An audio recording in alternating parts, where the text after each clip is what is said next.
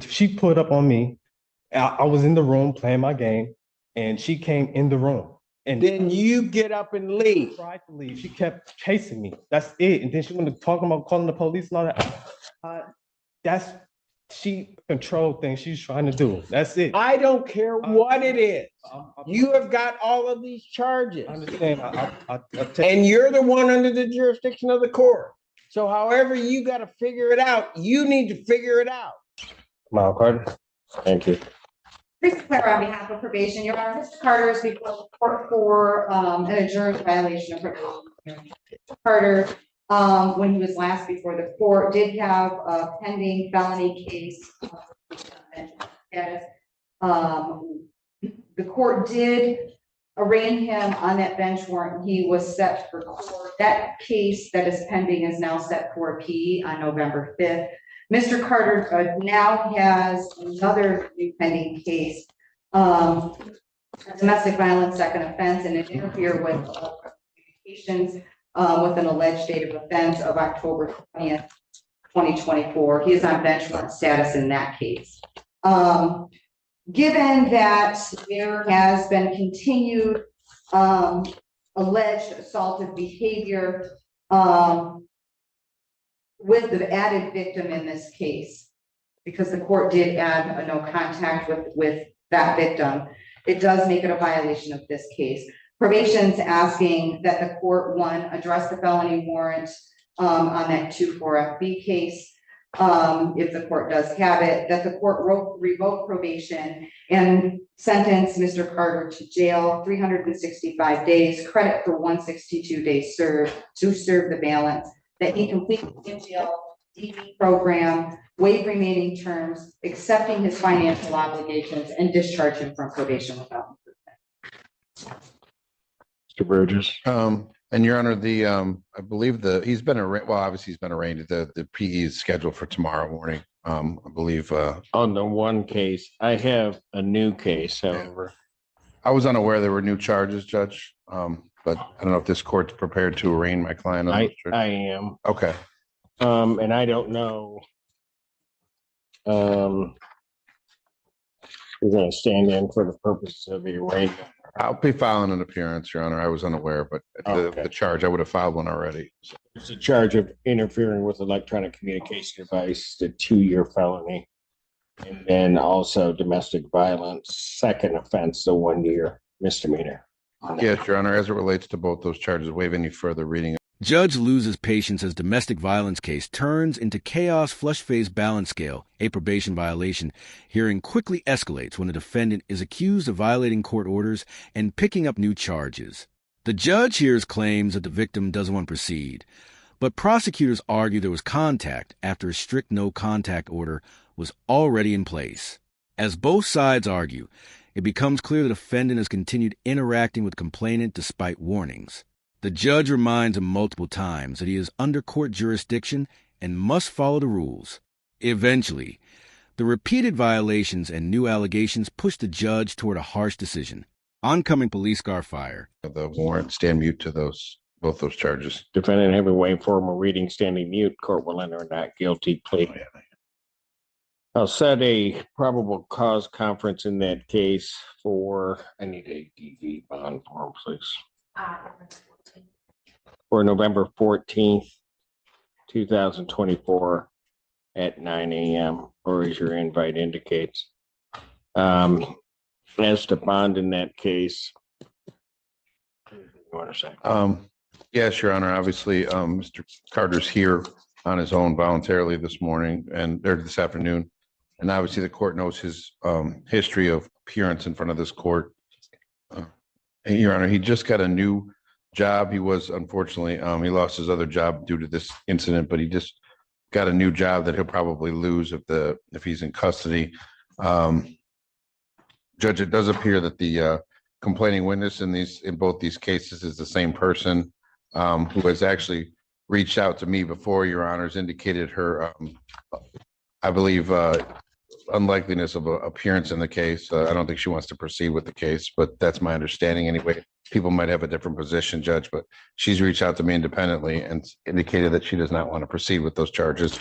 But Be that as may, Your Honor, I don't believe my client's a flight risk, and he's still to it. And what's it? He's still on a tether, Your Honor. He did post a significant bond in the last case. Understand these are new serious charges, Judge, but I'm asking the court to consider a nominal 10% bond, if not a personal bond in this case. Anything from the people? Your Honor, I have some advantage because I do have the police report for the newest case. Mr. Burgess does not, but I will indicate to the court a few things. First of all, this court arraigned defendant on not his newest felony that he was just arraigned on, but the one that's set for preliminary examination tomorrow on October 7th. At that time, the defendant was ordered not to have contact with the victim, Jennifer Matlock. The new date of offense for the newest case that we're here for today that the defendant is alleged to have committed is October the 20th. So later, and I will tell the court after review of the police report, the person representing themselves to be the defendant, they had contact with the police officer and admitted to having contact with the victim.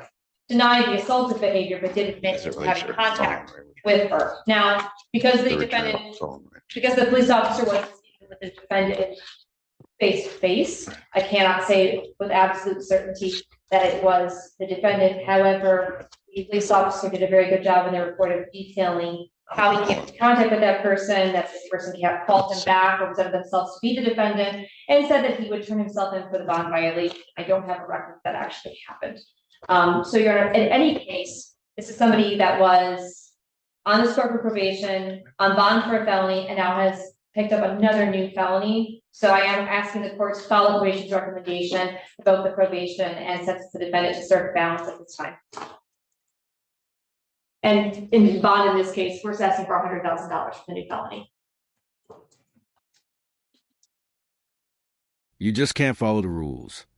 Judge snaps in court flush-face balance scale the defendant tries, explaining that the contact with the victim was accidental and related to returning a phone, but the judge isn't convinced.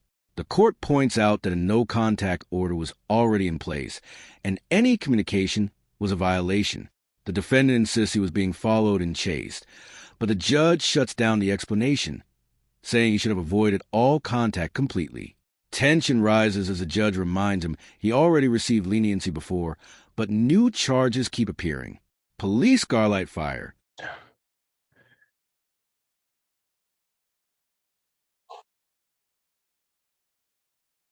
Court will order as a condition of the bond that there's to be no possession of any alcohol, illegal drugs, or any recreational marijuana, that the defendant will submit to random drug test when requested. He's not to leave the state of Michigan without permission of the court. You're not to possess, purchase any firearm or ammunition or other dangerous weapon. You're not to assault, terrorize, frighten, intimidate, threaten, harass, molest, or stalk anyone. You are to have no contact with Jennifer Matlock except by a civil standby with the police. You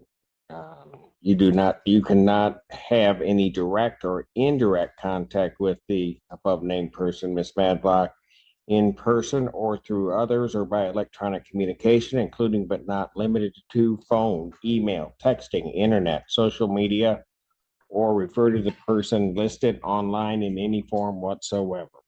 You are not to go to I have a location at 1265 Russell Street.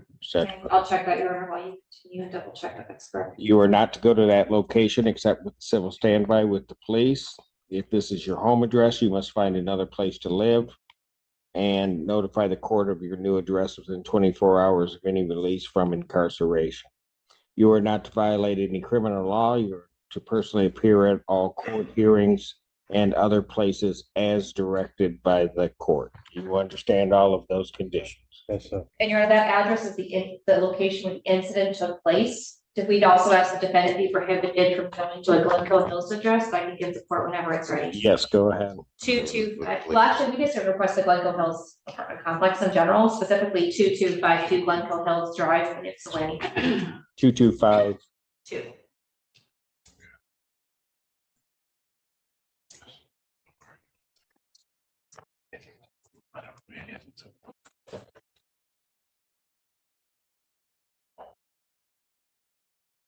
Better, I'm not entirely sure what is going on with you in that regard.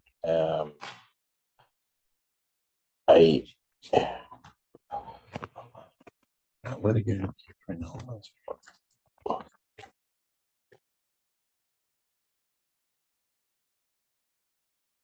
I ordered you on the 7th not to have contact with this person. And then lo and behold, we end up with this case occurring less than 2 weeks later. And tried to give you every benefit, and I understand there are only allegations, but try to give you the darn benefit of the doubt regarding everything because of at least the way that you conducted yourself in regards, particularly regarding being a flight risk. But you just can't seem to follow the rules. Your Honor, I'm sorry. I don't mean to interrupt. Go ahead. I'm sorry, Judge.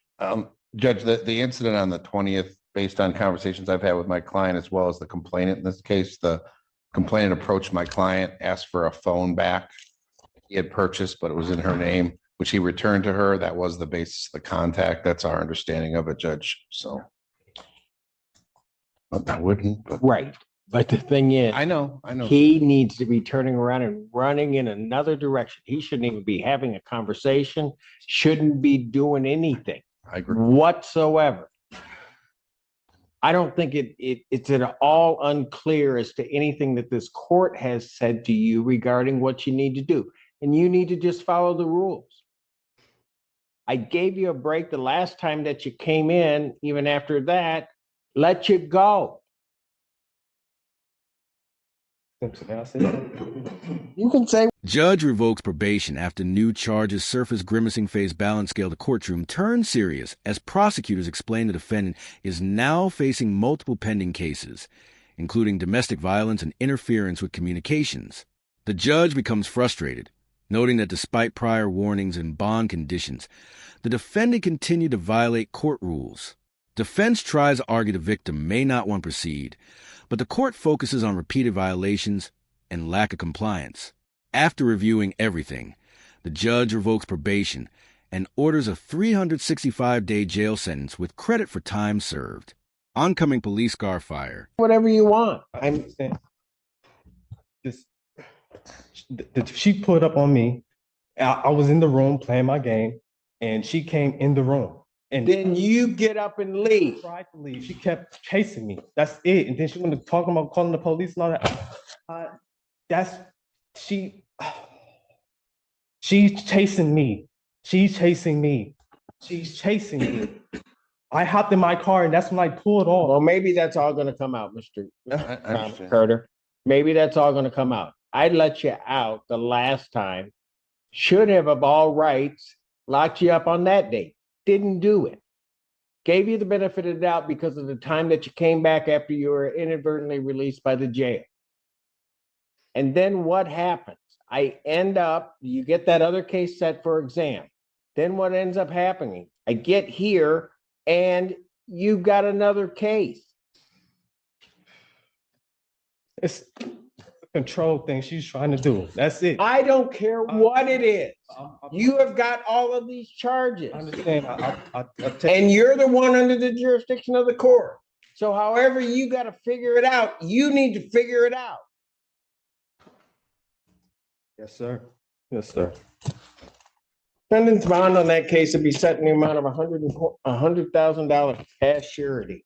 On his other matter, anything you want to say before I post sentence on that case? I want to say, I tried my hardest. I tried my hardest to do right. I tried my hardest to stay away from women that want to see me in jail rather than see me elevate myself. So, I mean, I understand. I understand it. When I get out this situation this time, I'm gonna be by myself. I just know. You know what you ought to do, Mr. Carter, and I don't mean to interrupt you. You have the right to allocute, but I'm just going to tell you something. You ought to quit blaming them. You just need to just stop blaming them and thinking that they're the ones that stop you from going anywhere. Because, young man, that is not the case. Yes, sir. You are smart enough. You can do whatever you want to do. You can stay away from whoever you want to stay away from. The problem is, quite frankly, you're just being stupid. You're just playing games. And this is what happens. You end up in jail on $100,000 cash bond, and you're about to go now. I understand. I'll take full responsibility. I appreciate it. Anything else you want to tell the court? Oh, sir. Judge, I don't know if it would have any impact on the court one way or the other, but I don't know if the court wants to wait to see the disposition of those cases, or if you're just going to follow the recommendation. I'm not gonna wait. If there becomes a certain disposition regarding those cases, certainly I'll take that into consideration in modifying his sentence on the case, but I'm not gonna do that at this point in time. I keep giving him breaks, keep doing everything, and he keeps just coming back to this court, disappointing this court and ending up with more charges, just time and time and time again. And so in that respect, I'm done. I'm gonna revoke the defendant's probation. He is to complete the in-jail on farm program while he's incarcerated. I'm going to waive all remaining terms except the financial obligations on this case, discharge the defendant from probation without improvement. I will sentence the defendant to 365 days in jail, credit 162 days served. Defendant is to serve the balance. Your Honor, the court ordered the Don Farm program. Probation also requested the DV program. So if you just requested DV, the court want the defendant to perform both or just one or the other? I should have said in-jail DV program. Thank you. Stop blaming others. Judge delivers brutal reality check flush-faced balance scale. As sentencing approaches, the defendant insists he is trying his best, but keeps blaming others for his situation. The judge interrupts and tells him directly that the problem isn't others. It's his repeated choices and failure to follow court orders. Despite emotional explanations, the judge explains he was already given multiple chances and still ended up with new charges. In the end, probation is revoked and the defendant is sentenced to jail, with the judge emphasizing accountability over excuses. Balance scale fire.